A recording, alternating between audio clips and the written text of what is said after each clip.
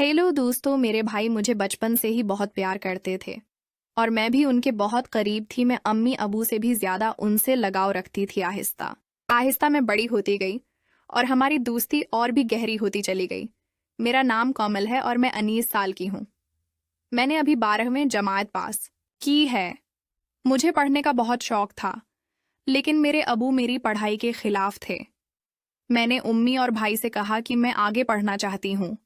क्या आप दोनों मेरी मदद करेंगे और अबू को मनाएंगे? उम्मी ने अपनी तरफ से बहुत कोशिश की, लेकिन अबू नहीं मान रहे थे। उनका कहना था कि आजकल कॉलेज में पढ़ाई कम और गैर संजीदा माहौल ज्यादा होता है। तब मेरे भाई ने अबू को समझाया और मेरी जमानत दी कि कोमल ऐसा कुछ नहीं करेगी, सिर्फ पढ़ाई पर ध्यान देगी। तब जाकर अबू मान गए और भाई से कहा कि आज से कोमल की जिम्मेदारी तुम्हारी है। कुछ ही दिनों बाद भाई ने मेरे साथ जाकर मेरा कॉलेज में दाखिला करा दिया। शुरू में मैं खूब दिल लगाकर पढ़ाई करने लगी और कॉलेज में किसी के साथ ज्यादा नहीं मिलती थी। जो भी कॉलेज में होता वो सब मैं रात को भाई को बता देती। कॉलेज में मेरी दोस्ती एक लड़की से हो गई। उसके साथ दोस्ती करने के बाद मेरी जिंदगी बदलने लगी। उसने मुझे बताया कि उसकी मंगनी हो चुकी है। मेरी सहेली ने मुझे बताया कि उनकी शादी हो चुकी है।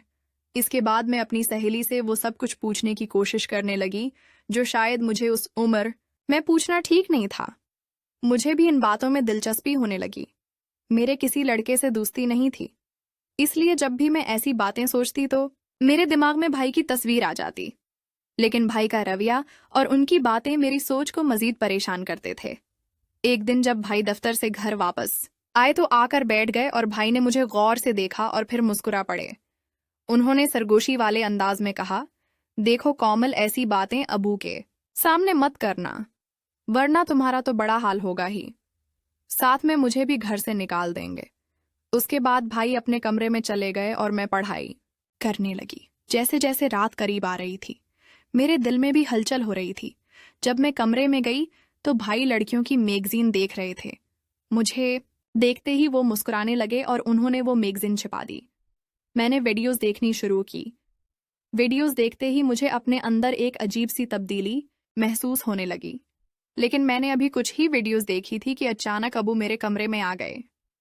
अबू ने सख्त आवाज में कहा, इतनी रात गए, यहाँ क्या कर रही हो? चलो अपने कमरे में जाओ। मैं फौरन अपने कमरे में आ गई।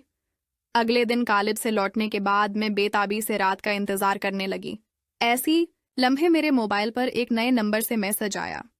मैंने तस्वीर देखी तो मेरी आंखें खुली की खुली रह गईं। वो बहुत रोमानी अंदाज में बात में पहले ही बेताब थी, इसलिए मैं भी उसी अंदाज में जवाब देने लगी। रात के 12 बज रहे थे, मुझे नींद भी नहीं आ रही थी। मेरे जहन में शक हुआ कि कहीं भाई ही तो मुझे नए नंबर से मैसेज नहीं कर रहे हैं। सुबह हो चुकी थी और मैंने देखा कि भाई का मूड बहुत अच्छा था। वो मेरे साथ हंसते हुए बातें कर रहे थे। इस दिन उम्मी अबू घर पर नहीं थे, शायद किसी रिश्तेदार की शादी पर गए हुए थे। घर आकर भाई ने मुझसे पूछ, मैंने जवाब दिया, मैंने तो पहले ही देख ली थी। ये सुनकर भाई चौंकना से हो गए और मेरी तरफ देखने लगे। उन्होंने पूछा, तुमने कैसे देख ली? तुम्हारे पास तो सिर्फ वार्ड सी ऐप पैकेज होता है। मैंने बताया, मेरा एक नया दोस्त वी ने भेजी थी। मैं रात को आपको बताने आई थी, लेकिन आप मसरूफ थे। भाई भी कुछ कहने को हचकचा रहे थे।